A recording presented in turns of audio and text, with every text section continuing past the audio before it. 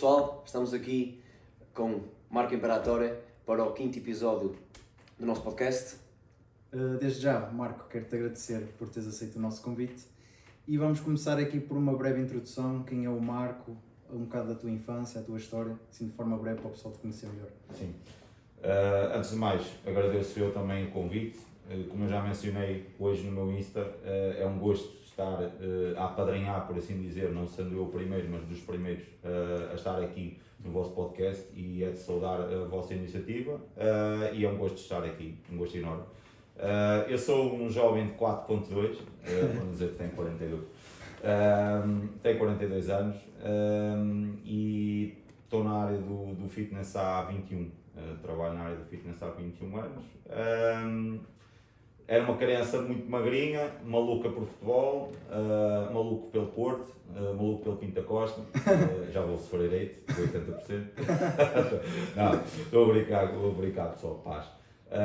Mas era uma criança que era magrinha, gostava muito de desporto, sempre ligou muito a desporto, sempre jogar a bola na rua, andar de bicicleta, natação quando tinha oportunidade, sempre fui menino de praia também, e o desporto introduziu-se na minha vida com o futebol, essencialmente.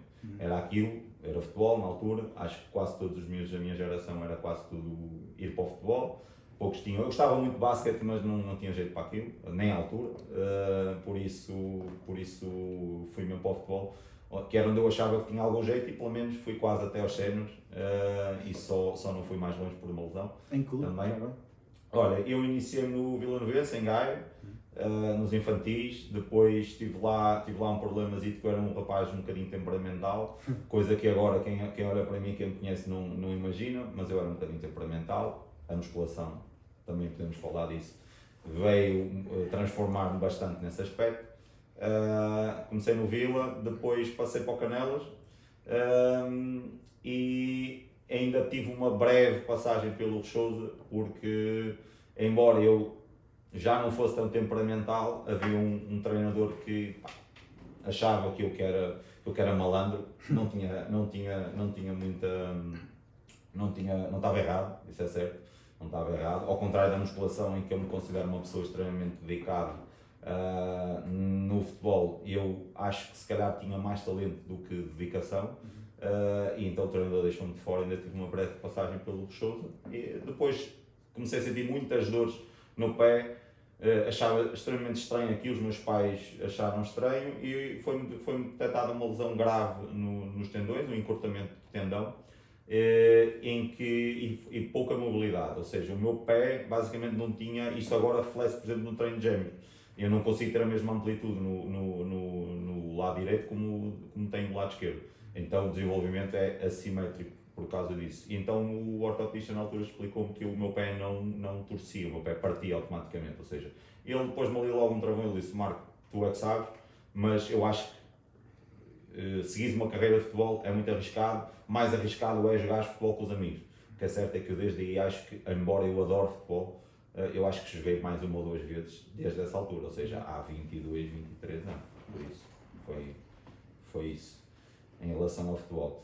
Em relação ao fitness, foi um bocadinho por aí, um vazio, né, de desporto, ficou um vazio de desporto, ficou um vazio competitivo, e depois aliado à parte estética, tinha para uns 17, 18 anos, eu olhava ao espelho e dizia assim: ninguém, não vai haver nenhuma miúda vai querer sair com um parafuso destes, pelo amor de Deus. E tiveste assim alguma influência que te marcou e que te desviou para o lado do desporto? Neste caso para o futebol, não é? Para o futebol foi a influência de uns dos outros na escola, tipo, o facto de eu desde miúdo ser muito, muito ferrenho pelo Porto, isso acabou por influenciar, e os meus ídolos eram jogadores do Porto, por aí fora, essas coisas assim. Então acabou por isso me influenciar.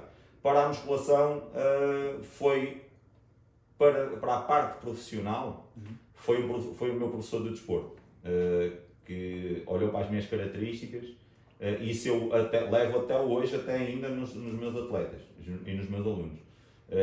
Avaliar bem as características psicológicas e de rotinas de cada um dos meus alunos e perceber se ele tem ou não tem, não é só o fator genético físico, mas o fator genético mental, para avançar para qualquer tipo de decisão na vida, seja competitiva ou seja profissional. No caso foi profissional e o meu professor de desporto olhou para mim e disse que eu tinha cara e tinha uma vibe de quem iria progredir na carreira e poderia ter sucesso na carreira num curso profissional e não me via a ir logo para a faculdade, que a faculdade até poderia ser posteriormente, mas que eu era uma pessoa que se me dedicasse a uma matéria específica, poderia até ter sucesso.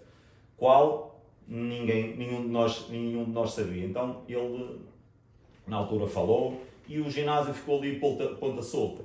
Depois juntou-se as duas coisas, o vazio do futebol, o finalizar do secundário e o não saber o que é que eu queria seguir, que não era professor de educação física de todo, que eu olhava para os meus colegas, alguns que estavam lá quase por favor, e nos anos anteriores, que não eram alunos de desporto, e dizia assim, pá, se eu algum dia for professor de um miúdo destes, temperamental como eu era, eu dou uma lapada ao miúdo se ele me faltar a aula para ir para a porta da escola fumar um cigarro, ir para o café, comer porcaria, tipo, vão passar. Ou seja, aquilo não era para mim, eu não estava para pegar numa bola e ensinar regras de uma modalidade ao miúdo e pega lá e joga, não. Eu teria que ser muito bom, teria que estudar muito para ser professor de nível mais acima e ser professor para pessoas que, tal como eu, eram interessadas no desporto propriamente dito, seja ele qual for. Como eu não tinha, eu era preguiçoso para estudar, sempre fui preguiçoso para estudar, o meu professor acabou por ter extrema razão, então eu lá fez-se a luz, juntamente com um amigo meu, que era meu vizinho, que já treinava num ginásio mítico de Gaia também, que é o Passo de Rei, que hoje em dia é gerido pelo Hélder Azevedo, o IFBB Pro. E na altura ele treinava no Passo de Rei e eu fui lá fazer um treino experimental com ele. Isso é fixe. Isso é fixe, olha. Eu fiz aquela luz, olha, vou seguir isto, mano. Acho que isto. Depois comecei a ler. Na altura eram as revistas, e era a Men's Health, e depois é que eu descobri que tinha revistas em espanhol de bodybuilding e tal, mas só mais à frente, só passado para aí uns 3, 4 anos é que aprofundei essa parte das revistas de bodybuilding. Mas isso com que idade? Que a musculação entrou na tua vida? Ora, a musculação eu tinha 18, por aí. Tinha 18, ou seja, já não foi cedo. Já não foi provavelmente hoje em dia os miúdos com 14, 15 anos começam a ver os TikToks e o Insta, eu quero ficar assim. Não, eu não era assim, eu queria ser jogador de futebol, ponto. Eu caí na musculação quase de paraquedas, eu não sabia o que era uma barra, um supino, um halter, não sabia nada. Ou seja, eu fui completamente verde. Tudo o que aprendi foi por ir pesquisando, não havia informação nenhuma, era muito parco a informação na altura. E foi um bocadinho no início aquela curiosidade. Depois pesquisei por escolas profissionais e apareceu o Cefad, que ainda hoje existe, ainda hoje lança muita gente nos TEFs e por aí fora, e escrevi no curso na altura. Era bem diferente do que é agora, segundo os meus alunos, que hoje em dia também são colegas de profissão, me dizem e que já fizeram, que é muito mais abrangente do ponto de vista do trabalho de ginásio. Na altura era musculação e cardio e anatomia, ponto. Na altura, colegas meus que estavam na faculdade até equiparavam a matéria que nós dávamos àquilo que eles davam lá e até um pouquinho mais aprofundado, porque era mais específico só para a musculação.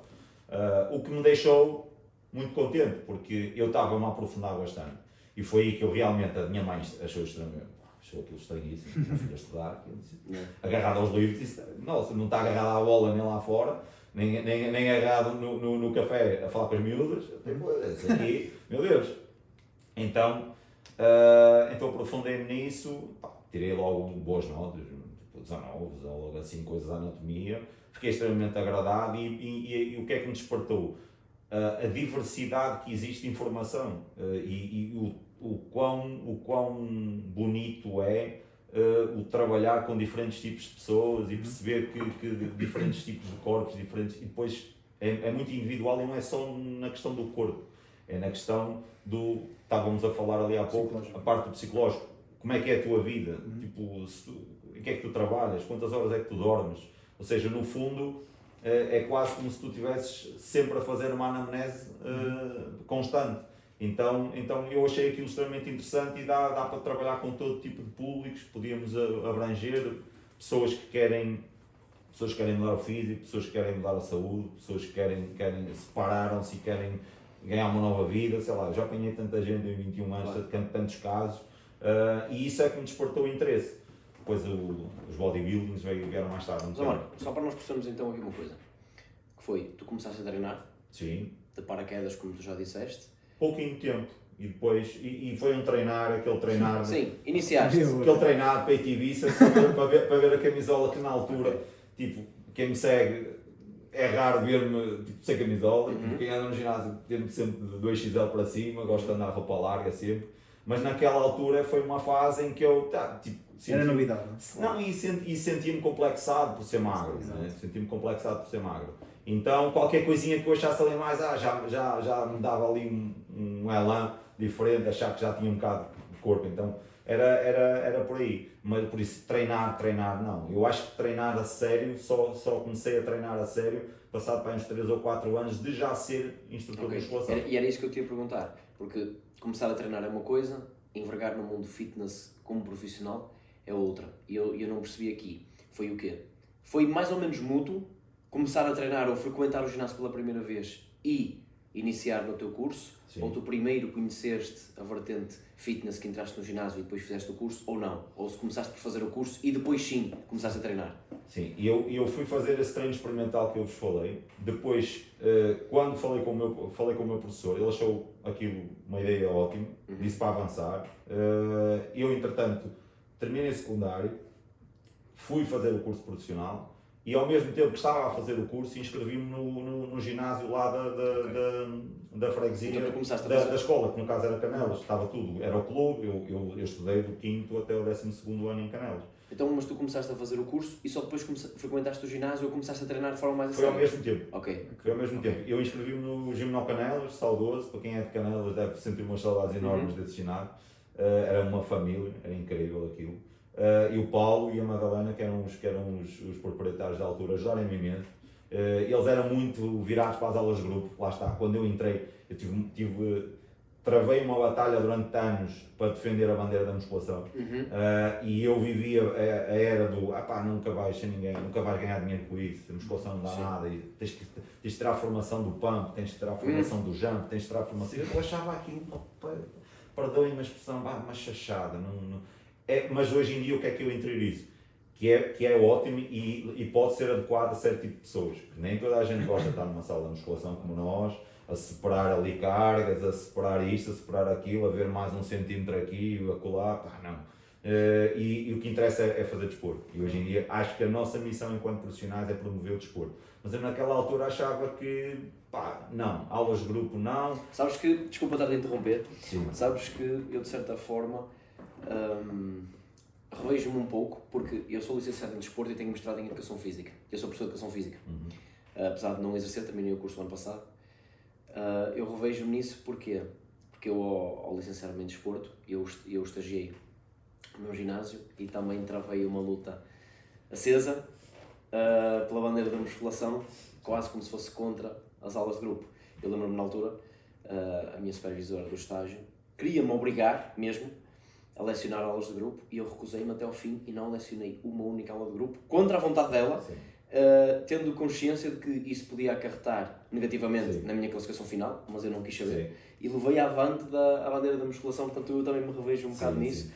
Eu acho que durante 21 anos eu fiz algumas aulas de substituição e as únicas aulas que eu dei, a única aula que eu dei de forma regular e que fazia parte do calendário do ginásio eram aquelas aulas express de abdominais. Sim. Era o que eu dava, porque eu achava divertidíssimo que eu metia lá um afro house e o pessoal curtia e eu estava ali, quase estava a curtir o som e era da maneira que eu fazia abdominais, que eu abomino fazer abdominais. É daquelas coisas que eu abomino fazer abdominais. Eu adoro treinar tudo, menos abdominais. Não gosto de treinar abdominal. Acho que é aquela coisa que eu dispenso, se eu tiver que dizer músculo que eu não quero treinar, que não vou treinar. Não. Mas também, felizmente, do ponto de vista genético, a minha parede abdominal sempre foi forte. Não sei porquê, aquelas coisas que não se explicam. A dele também, a minha também. E eu não gosto de fazer abdominal. E há malta que se bate muito. Pai, quando eu vejo um atleta em que o físico, a parede abdominal não é evidente quando já está todo ali no ponto de prova, obviamente que eu insisto também em Tem que fazer. treinar. É tudo, lá está, é o que eu estava a falar, o princípio da individualidade. Sim. Eu acho que é sempre por aí que temos que nos guiar Exatamente. quando temos uma pessoa à frente. Mas interrompeste-me, eu já não me lembro onde é que eu ia, né? Na questão do treinar na musculação, no entrar. Não, estavas a dizer que foi em parelha. Sim, foi mútuo.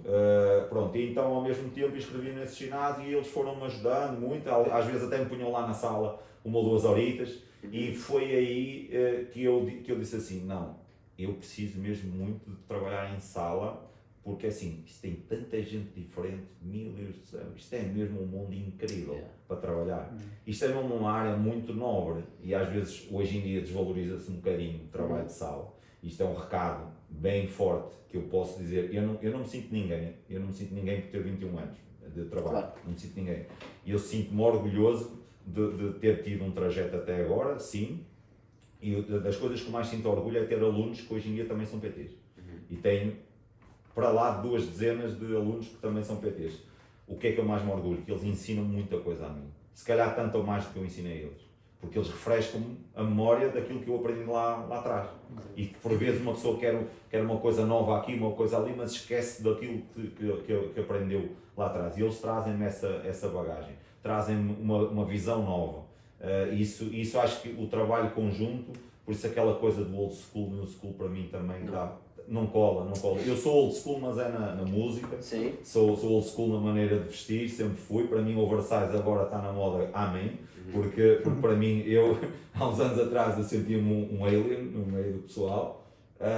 Agora, na parte do trabalho, eu acho que a fusão de tudo é o melhor. A informação toda que temos agora, com a experiência e a bagagem do partir pedra lá atrás. Sim. Acho que a junção dessas duas coisas é o melhor. Marco, diz-me uma coisa, tu entraste aqui um pouquinho já numa das perguntas que nós tínhamos de fazer.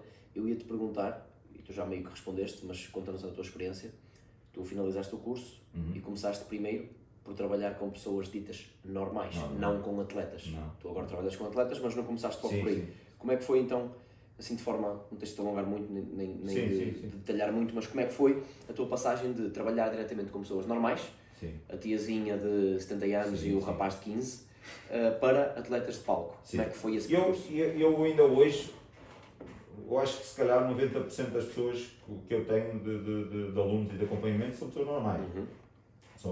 Só tenho, hoje em dia, posso separar entre pessoas que querem mesmo só um pouquinho de lifestyle, mas quase todas elas já me procuram para transformação estética.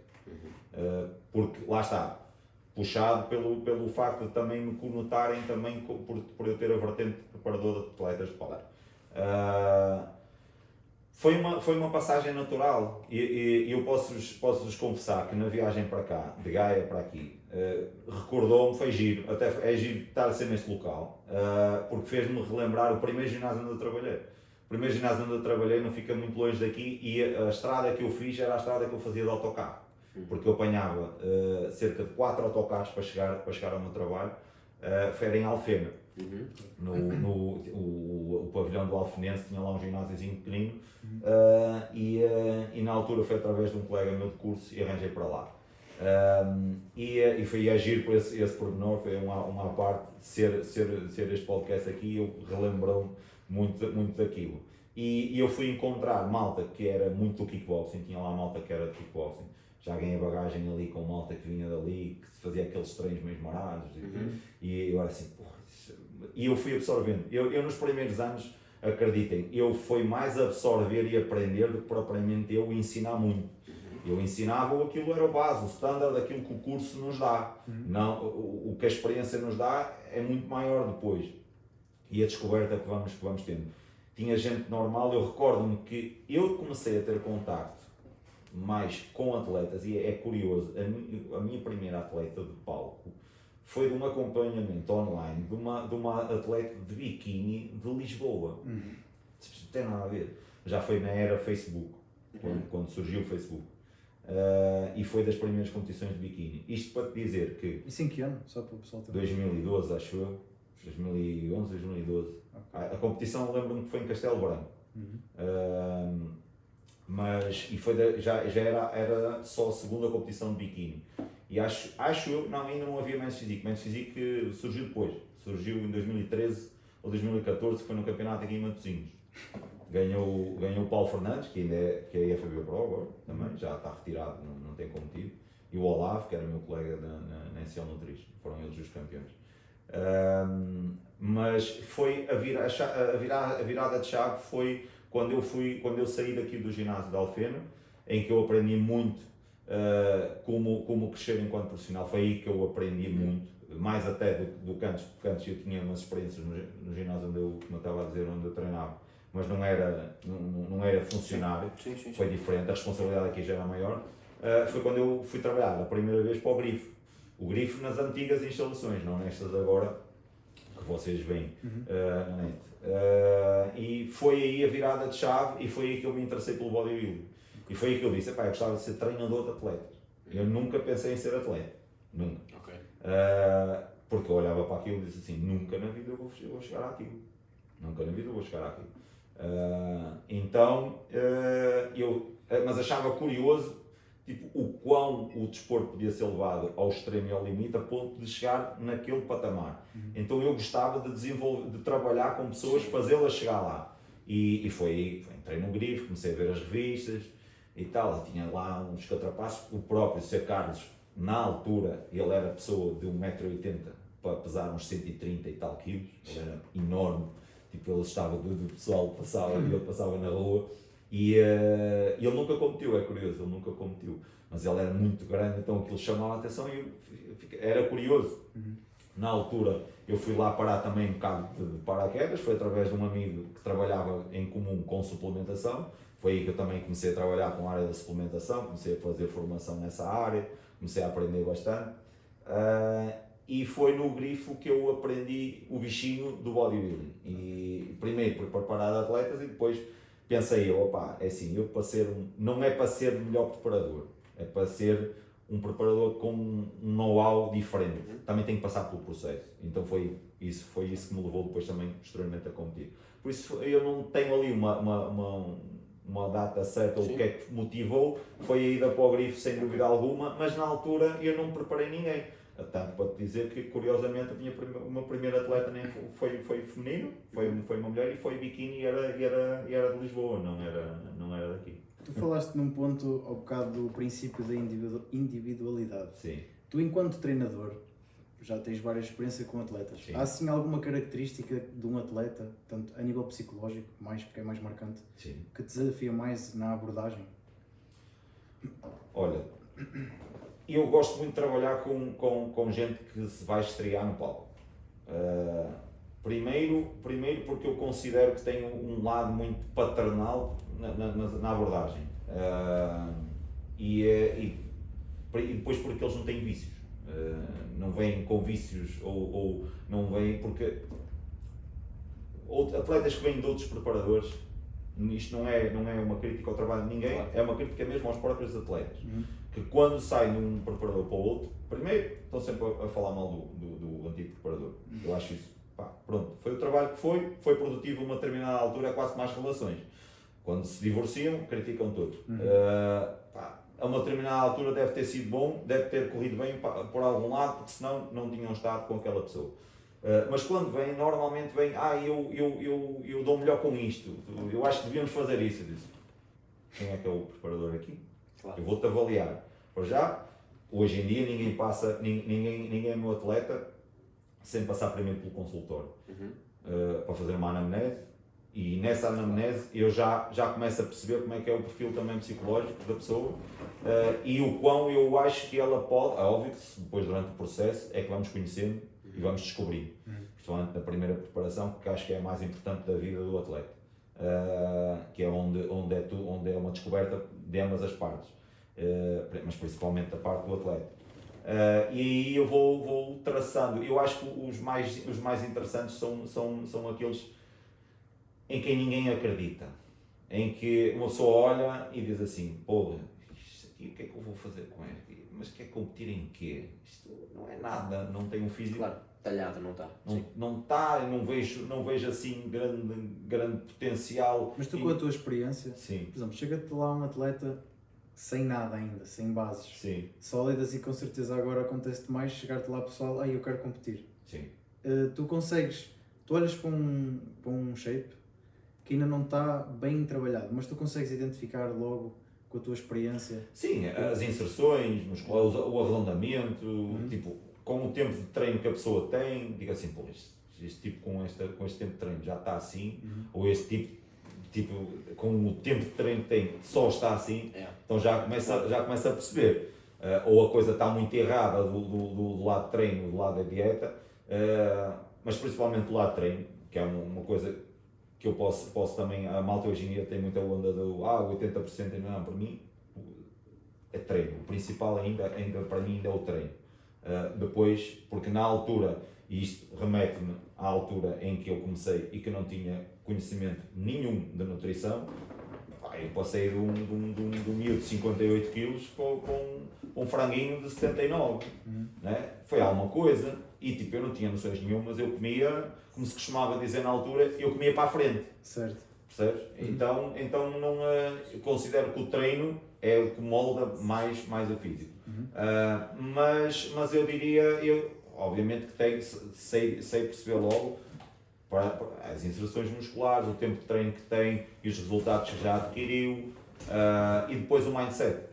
O quão aquela pessoa está disposta A passar pelo processo. a passar pelo processo ou não, ou discernir se aquilo é só moda, do momento, que hoje em dia também há muito isso, mas acho que é muito por aí, não existe ali uma coisa que este vai dar atleta. Okay. É óbvio que há alguns que eu digo, não, isto se não se estragar, dá atleta. Vou dar um exemplo muito recente.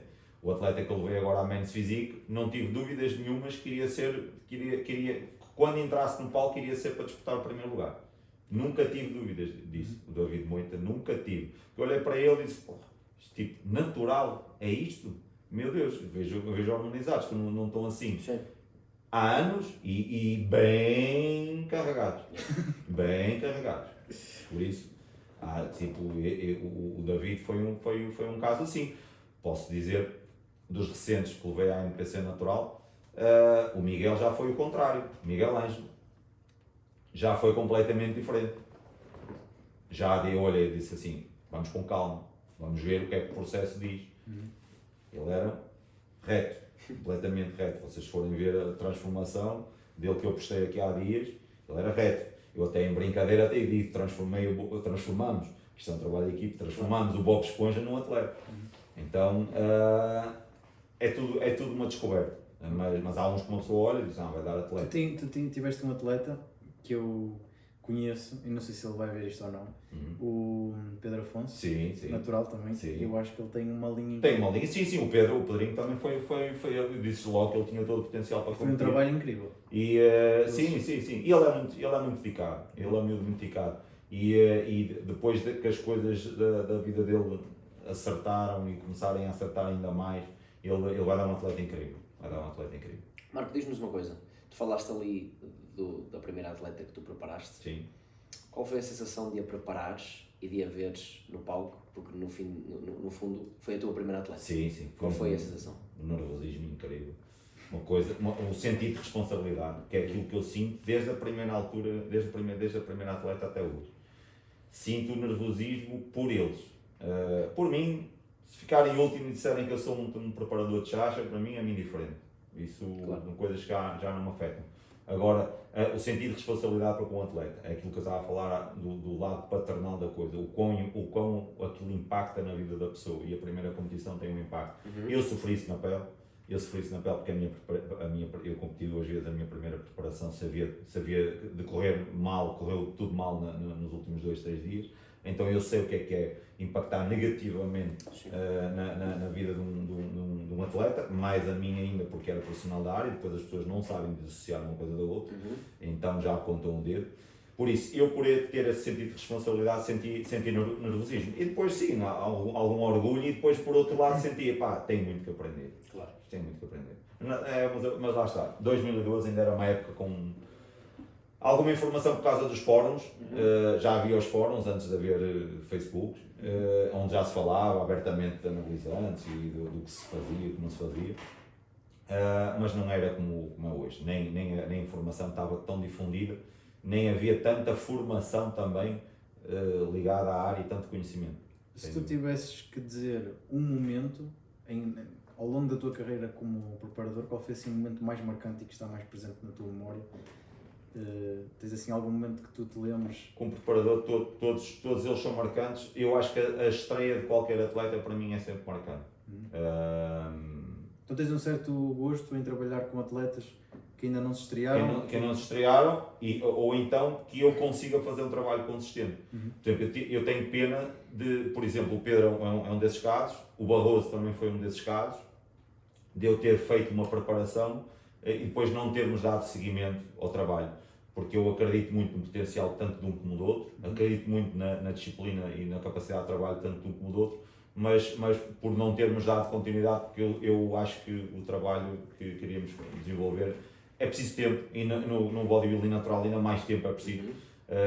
E lá está, é o que eu digo, é uma aprendizagem de ambos os lados, é uma descoberta do físico de cada atleta na primeira competição. Eu acho que a segunda e a terceira competição, com a mesma linha de trabalho, e eu já também posso dizer que eu não tenho linha de trabalho, a linha de trabalho é a linha do atleta, não é minha.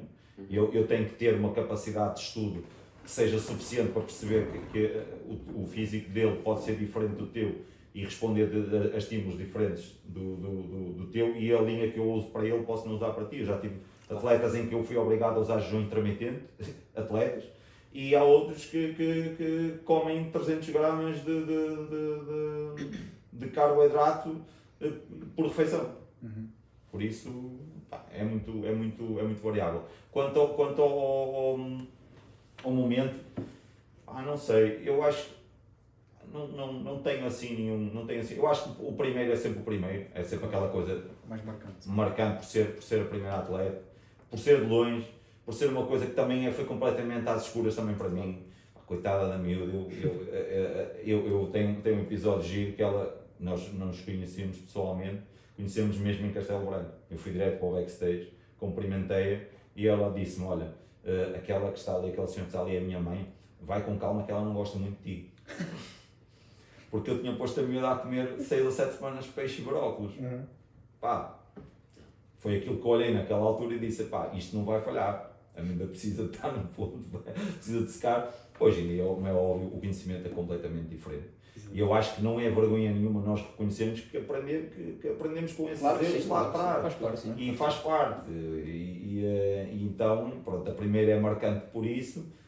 Agora, claro, obviamente, estrear um atleta num palco como o Casino de Estoril, por exemplo, é diferente, não é? Com aquela envolvência, com o palco em si, o que isso significa para o panorama do nosso desporto. Acaba por ser a competição mais importante do ano, basicamente, do bodybuilding nacional, não fazendo aqui distinções de bodybuilding. Eu, por exemplo, adorei esta última competição, acho que foi extremamente bem organizada. Aliás, a NPC e o João estão de parabéns por isso.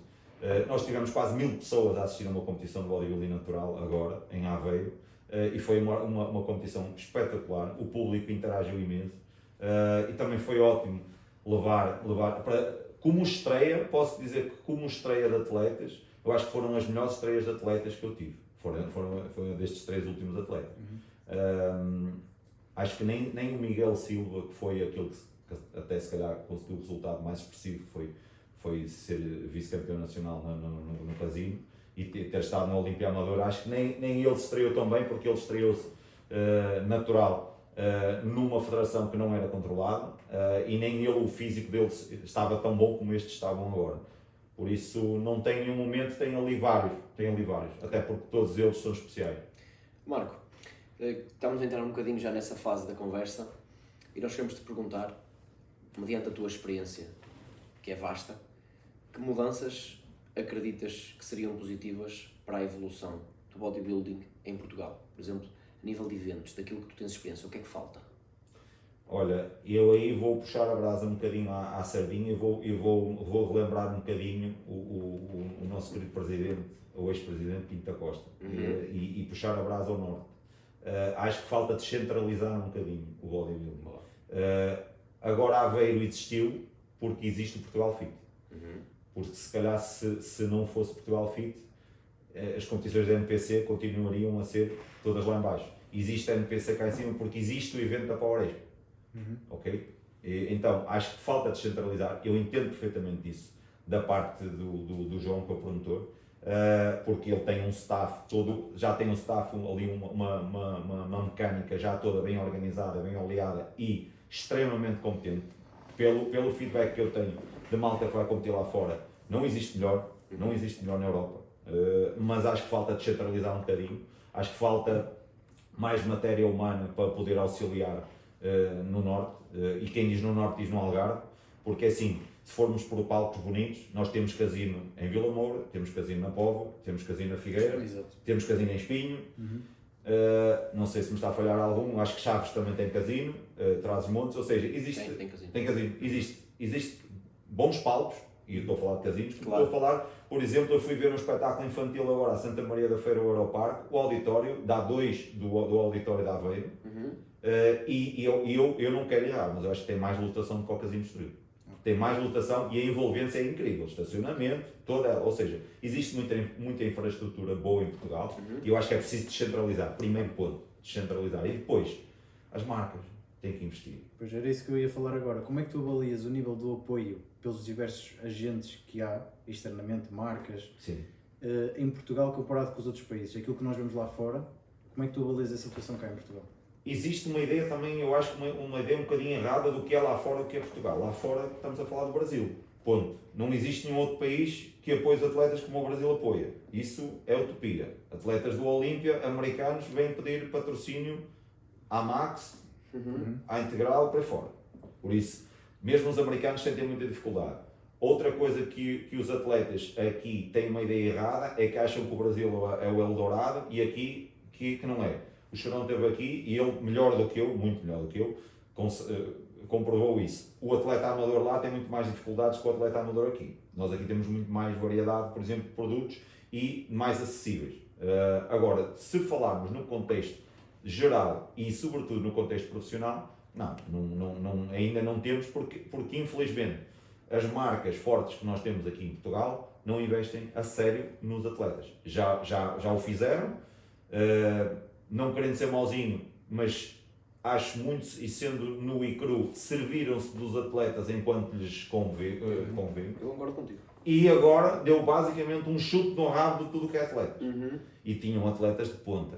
Basta dizer, Beatriz Biscay no Olímpia, Fábio Lopes no Olímpia, Hélder Azevedo e FBB Pro, Nelson Rodrigues e FBB Pro, entre muitos outros. Ou seja, quando o único objetivo é fazer millions, e não é promover desporto, eu concordo totalmente com o que acho que está tudo dito. E é assim, são marcas, estamos a falar de marcas que são mundial, são potências mundiais. Não vou estar aqui a falar do quão eu acredito ou não acredito na qualidade dos produtos, porque aqui em Portugal, infelizmente, é uma bandalheira a regulação da suplementação, que regulamenta a suplementação é veterinária, para a malta ter noção, por isso estou-se a borrifar para a suplementação. Mas estou a falar do ponto de vista empresarial e do apoio ao desporto em si, o bodybuilding. Que no fundo a suplementação é consumida maioritariamente por pessoas que ou são atletas recreativos ou são atletas competitivos. Sim. Ponto.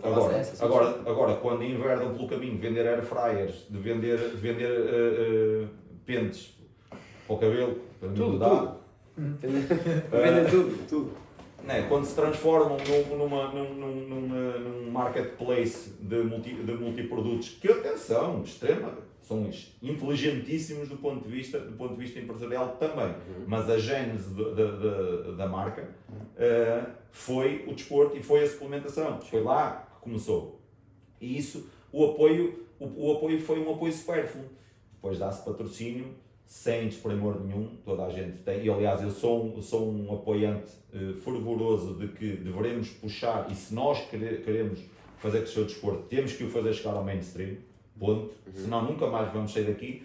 E mesmo o Brasil teve dificuldade e já furou a bolha, já começou a furar a bolha, nós também temos que furar a bolha, ponto, é aí que vai crescer. Exato. E se calhar aí nessa altura, quando furarmos efetivamente mais do que um Não é um, outro, vários influenciadores, atletas, começarem a furar a bolha e irem para o mainstream, aí sim eles olham para nós de uma maneira diferente. Mas não podemos ter a mente pequenina, como ainda há bocado estávamos a falar em off, temos que ter a mente pequenina, sempre que alguém tem uma iniciativa, é apontado o dedo, porque fez aquilo, mas fez mal, porque fez aquilo.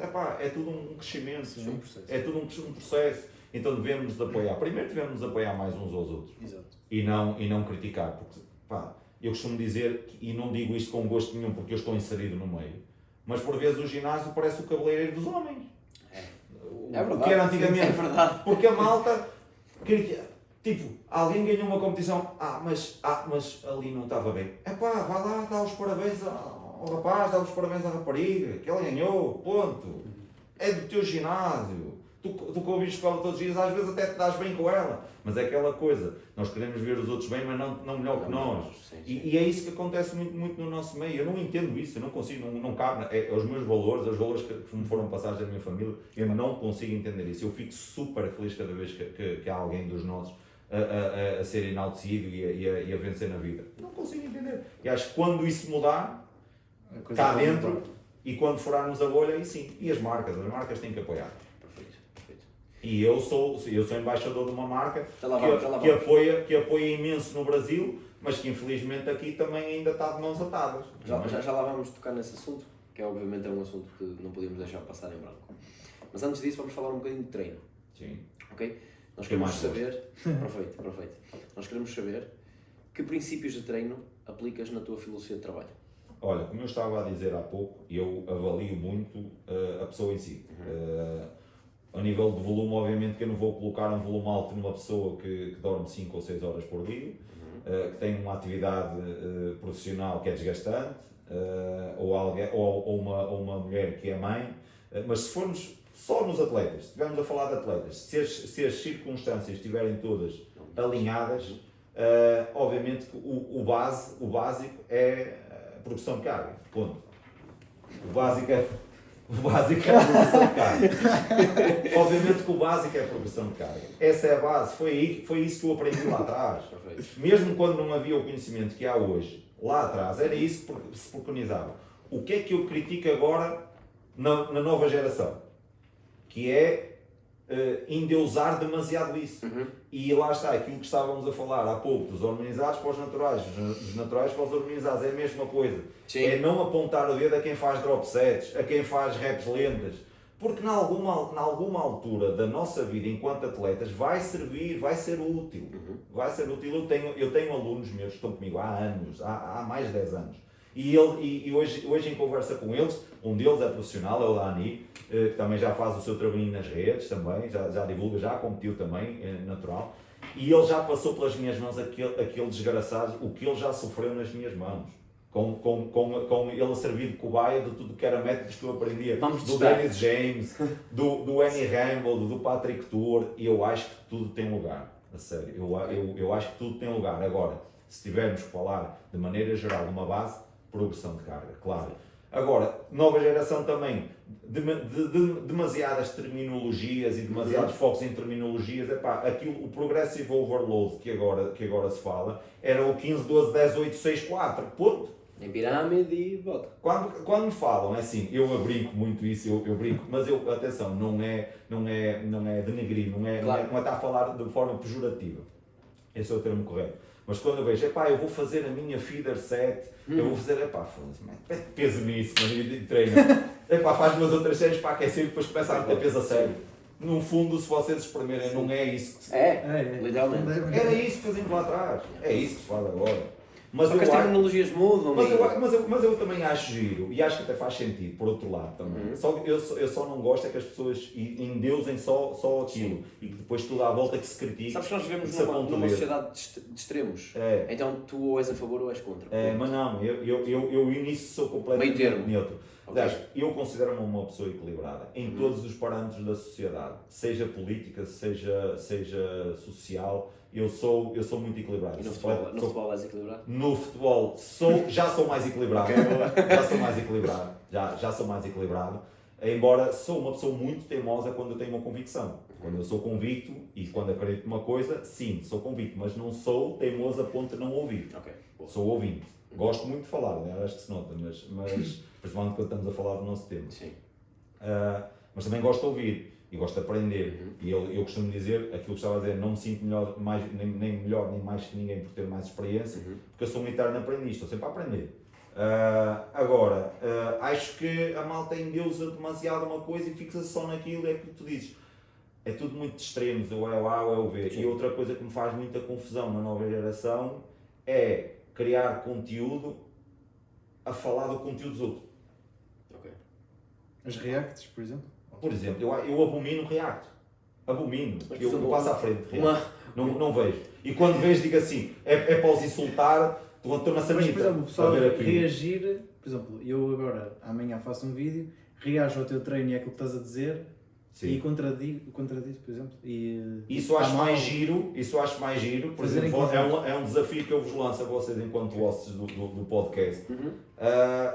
É mais giro, em vez de eu fazer o react, vocês dizerem assim, olha, vamos convidar aquilo e aquilo, Exato. vamos sentar na mesa, vamos Discutir. falar. Ok. Não é mais giro. é mais produtivo. Não é mais produtivo. Exato. Nós Do próprios já que estar pensámos a nisso. criar, do que estar a criar polémica, porque hoje em dia parece que a malta Sim. é sedenta de hype na internet, Yeah.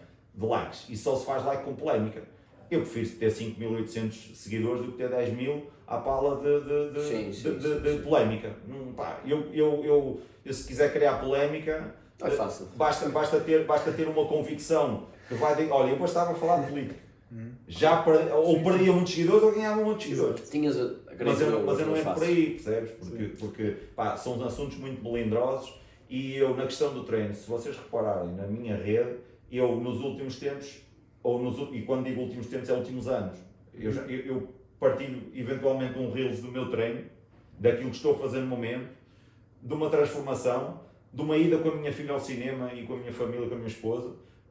Ou seja, é completamente random, é completamente Não tens um aleatório. fio condutor, sim. Não tenho um fio condutor e neste momento acho que produzir conteúdo, eu deixo mesmo para a nova geração isso, que acho que fazem o bem. Sim. Só não acho grande piada ainda usar ou fixar ou ser fanático por um tipo, ou um tipo de treino, um tipo de dieta, uma metodologia, fixarem só numa. Pá, podem ter o seu fio condutor, sim, mas acho que devemos de abrir a mente e abrir os horizontes e estar abertos a trabalhar de formas diferentes. Como eu vos disse, eu aí posso falar, sim, pela experiência, tem tantas abordagens diferentes. Era isso que eu ia de dizer agora. atletas. Por exemplo, chega-te um atleta às mãos e diz que prefere trabalhar de certa forma. Tu tens em conta? Tenho, Essa- obviamente que sim, obviamente que sim. Está o caso do Miguel, o Miguel Silva, o competiu na NPC no casino. E ele veio para as minhas mãos, primeiro treino que eu lhe dei, eu ainda fazia sala, eu estava a fazer trabalho de sala e ele disse, olha, vais treinar a perna e tal, é o que tu gostas de treinar é a perna, ele já tinha uma perna boa para aquela fase de treino dele. Pá, olha, fazem uma série de aquecimento, de agachamento e depois já vem uma, duas séries de aquecimento. Pá, o bicho estava a aquecer com a barra e duas anilhas de 20 de cada lado, 25 repetições. Estão a aquecer com 100 kg, 25 repetições. Assim, pá, já estou bem. Esse gajo é muito forte. Ponto. E ele sempre treinou muito forte. E ele já era forte por natureza. Que ele começar a fazer treininhos com isometrias, não sei o quê. Nem vale a pena. Não fiz isso. Porque estava a resultava Claro. com ele. A abordagem que ele precisava era de um fio condutor a nível de alimentação e, sobretudo, a nível de técnica, porque ele tinha muita força dele e precisava era de técnica, precisava de aprimorar muito a técnica. E do que eu mais me orgulho da transformação que fiz com ele, e lá está, indo em contra aquilo que eu estava a falar dos meus atletas, que só fiz uma preparação com eles. O Miguel já faz várias, foi desde o natural até agora. E o que mais me orgulho no trabalho que eu fiz com ele foi aquelas costas que evoluíram e o posterior de coxa, que era um ponto fraquíssimo. Porquê? Porque ele não tinha técnica de treino. Ele tinha muita força, mas não tinha técnica. E eu, basicamente, o que eu fiz foi adaptar o treino a ele, assim como faço com outros, que tem muita técnicazinha, disse assim, estás a fazer isso muito bonitinho, mete peso, mete-lhe um vídeo do Jorlan ou do Bresh Warren, olha, esse gajo era grande, tá? Podes treinar assim também, não precisas só de fazer coisinho e tal, pois agora é tudo muito a fazer as costas assim, mano, mete lá peso, faz a amplitude máxima, mas não te prendas só isso, senão depois até se perde um bocadinho o tesão pelo treino. Aquela raça também é preciso. Claro. Mais uma vez eu apelo, equilíbrio, tudo de forma equilibrada, acho que é o melhor. Diz-me uma coisa, falando um pouco de volume e intensidade, o teu gosto pessoal, nós já percebemos que tu vais muito pelo princípio da individualidade, sim. Com A é uma coisa, com B pode ser outra, mas para teu gosto pessoal, tu gostas de ondular volume mediante a fase em que estás, preferes um volume constantemente alto, um volume constantemente baixo, um volume moderado? Como é que emparelhas isso com a intensidade, por exemplo? Qual a relação do volume com a intensidade, volume alto, intensidade baixa, etc. Como é que tu pegas nisso? Fala um pouco. Eu gosto de misturar tudo no mesmo treino. A chamada periodização ondulatória. Isso eu aprendi com dois professores muito bons, eu posso citá-los e acho que a malta que estiver a ver o podcast é obrigatória a leitura dos livros deles. Belmiro de Salles e Jonato Prestes, os dois brasileiros. Que eu tive o prazer de fazer live com eles durante a pandemia, além de ter feito com música também, mas da área do treino fiz com eles dois. Eles são muito bons. E eles todos preconizam isto. Periodização ondulatória. Óbvio, sempre com o princípio de individualidade. Podemos ter um gosto pessoal, mas a periodização ondulatória acho que é sempre o mais adequado se não tivermos só ali a apontar especificidades. Obviamente, se eu for por aí, se eu tivesse que dizer um treino, um exercício básico, se a pessoa tiver dificuldade em ganhar força, naquele grupo muscular específico, se não, gosto muito da pré-exaustão também, sem falha, né, total, se não compromete muito o exercício de progressão, e depois, mediante a especificidade de cada pessoa, colocar isolados ou outros compostos com ângulos diferentes, seja se for peito, se for costas então tem uma panóplia, é o grupo muscular que mais gosto, se formos por aí, é o que eu mais gosto de dar treino e de treinar, é costas e perna, porque é onde eu acho que dá mais para explorar e tem muito mais para onde explorar, aliás a variedade de exercícios é muito maior.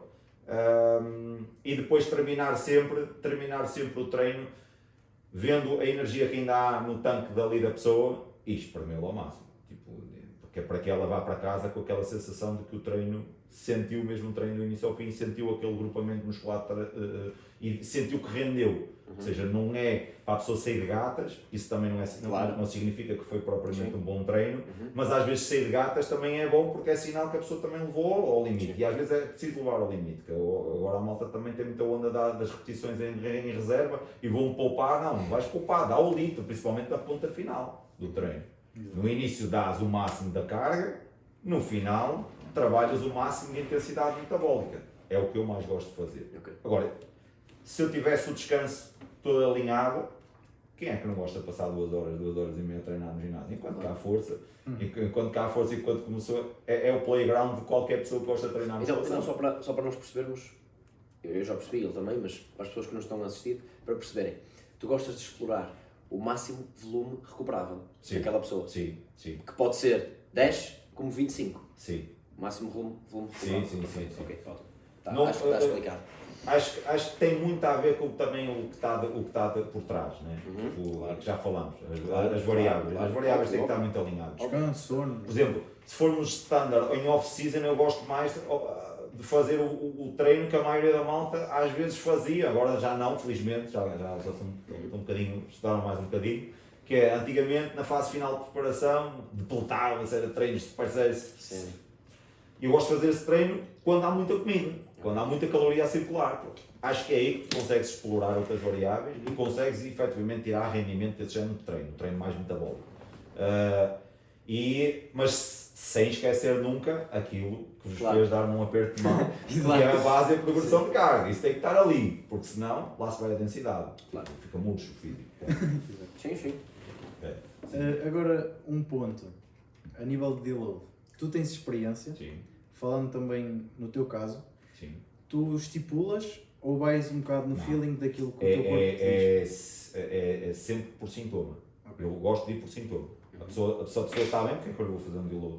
Vais no feeling. Deixa andar. Se o treino estiver a progredir, Se tiver a a recuperação está boa. E às vezes mesmo, imagina, dar um caso específico, já que estamos a falar no treino, podemos esmiuçar. Género, já estagnou na carga.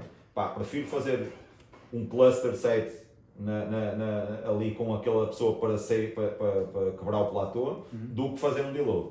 Só se ele tiver queixas articulares, recuperação muito lenta de um treino para o outro, isso aí para mim são sintomas que já me obrigam a fazer deload. Mas também posso fazer deload de outra forma. Se não houver nenhuma lesão, eu gosto de fazer deload de outra forma, que é reduzir o volume. Sim. Exato. Fazer um volume mais baixo, mas a intensidade de mais carga alta. Que é aquilo que nós... Sim, é o que nós fazemos. Sim. Eventualmente, ok, Ou posso estar então- lesionado, aí é Sim. diferente, mas se não tivermos o que nós Nós fazemos, temos baixa volume. ambos uma abordagem que é ou reduzimos o volume para metade ou menos e mantemos a intensidade no tal, ou então, por exemplo, próxima semana estou mesmo desgastado, não vou sequer hoje nada. Sim. Eu já Mas fiz dificilmente. É isso mas que eu ia dificilmente dizer. é mais no... Também tenho essa abordagem de deload. Que não é deload. Sim, mas o que é ele está a off- dizer offline. é- Mas é difícil, é algo que se juntar o útil ao agradável, por exemplo, opá, estou com uma semana de exames, não Exato. vou treinar esta semana. Porque depois também há o stress à volta que também tem muito impacto no treino. Tudo. Agora, É por isso que é muito redutor. Sim. E é por isso que eu não gosto das publicações de internet que dizem eu vou-te dar as melhores dicas. Sim. Estas são as melhores dicas.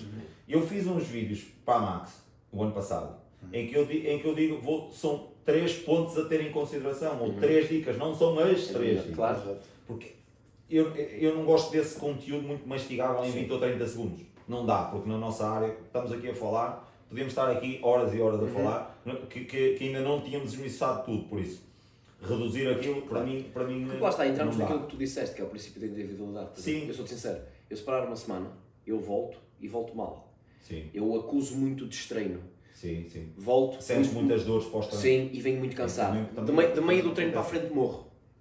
Opa, sou assim. Conheço o pessoal com a mesma base de treino do que eu, não tem nada a ver já com base de treino, que aguenta, para uma semana e vem no gás, eu não consigo. Eu, por Eu exemplo, prefiro baixar volume, intensidade alta, baixo o volume para 1/3, mas não parar completamente. Eu, por exemplo, quando vou de férias, paro completamente. Sim. Tudo. Paro completamente. Mas quando voltas, por exemplo, se calhar não voltas com o volume todo. Volto com a mesma rotina de exercícios que estava, normalmente. Eu até vos posso dar o caso deste ano. Eu em tantos anos de treino, eu só tive lesões agora. Ok. Os 40? Porque alguma coisa eu estaria a fazer bem que nunca me lesionei. Ponto. E não treinava fofinho. Aliás, eu acho que hoje, há uns 5, 6 anos atrás, se calhar treinava mais fofinho do que lá atrás.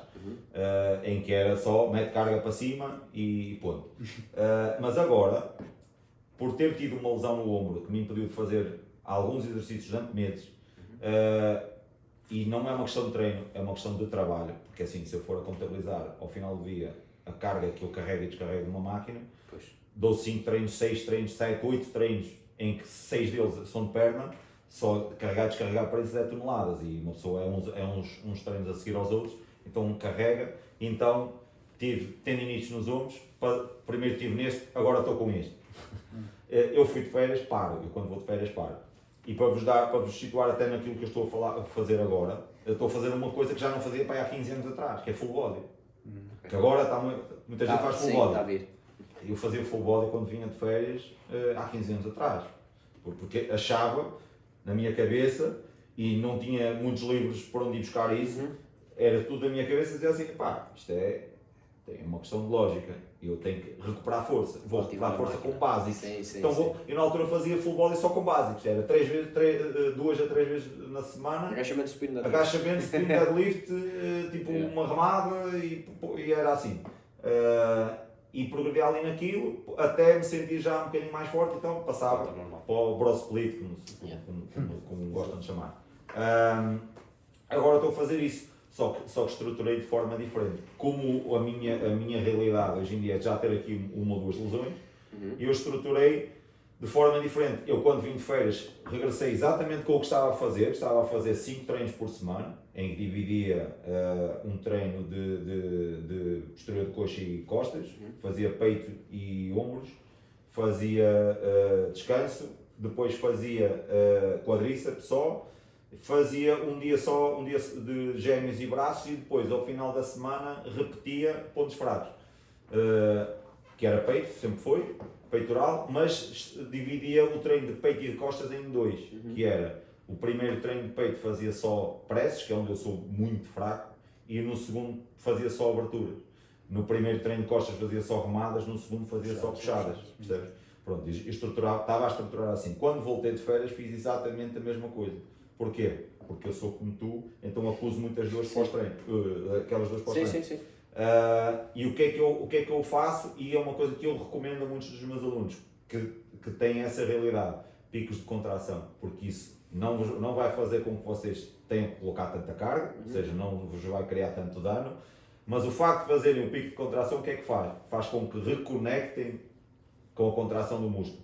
E o pico de contração serve para isso. As pessoas já dizem, isometria não serve para nada. Serve. Há muitas pessoas que tu olhas, vais dar um treino e a pessoa não tem coordenação motor. Ele está a fazer um movimento. Eu costumo dizer, musculação é fazer um movimento de ponto A ao ponto B, a contrair o músculo, que eu estou aqui a pegar na caneca, ou estou a pegar numa caneta e estou a fazer um movimento. E tu olhas lá de longe e dizes, está a fazer bem.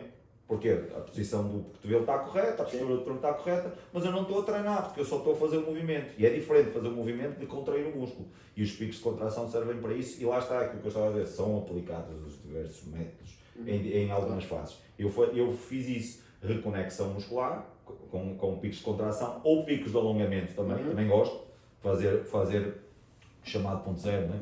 Chamado ponto zero. Que é bom para quem não trabalha com amplitude e para começar a aprender a trabalhar com amplitude é bom, e tipo voltar atrás e retirar ali alguma carga, mas começar quase do zero e forçar e aprender, porque às vezes, eu não tenho, porque dói no joelho, não faço agachamento de fundo, dói no joelho, não, filho. Prejudicas mais o joelho de 90 para cima do que de 90 para baixo. Então, pronto, existem esses métodos e depois, passado umas 2-3 semanas, comecei a fazer o full body. Primeiro estruturei um dia só para básicos, outro dia só para concentrados, isolados, e outro dia em que fazia unilaterais e convergentes, máquinas convergentes. Felizmente lá no Grifo temos muita maquinaria que permite fazer isso. É bom para a malta a partir dos 40 começa a ter lesões, que já pode continuar a treinar pesado sem colocar ali as articulações em risco.